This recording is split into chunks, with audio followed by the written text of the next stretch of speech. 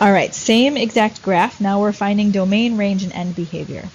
So the domain of a quadratic family function will always be all real numbers, and that's because if you followed this graph forever and ever to the left and the right, it would continue getting wider.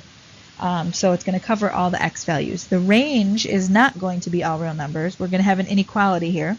Since this graph is upside down, all my y values will be less than or equal to the highest y value. So the highest y value, remember we figured out that this was the vertex 4, 2. The highest y value will always be the y value of your vertex. So the range is everything less than or equal to 2.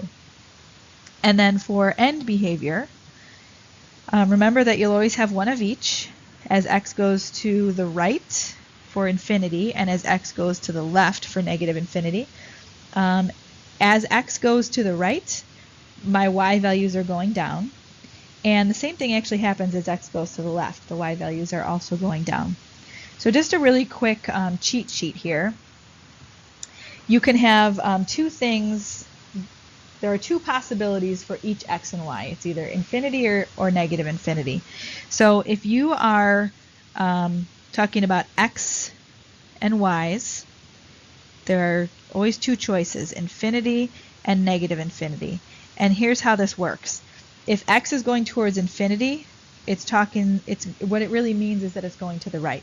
If x is going to negative infinity, it really means it's going left.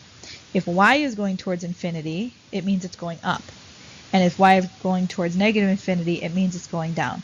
So what I just wrote in purple here is a really fancy way of me saying as x goes to the right, y goes down, and as x goes to the left, y also goes down. So just remember that it sounds a lot more complicated than it is with all these infinities, but that's essentially all you're talking about is right, left, up, or down.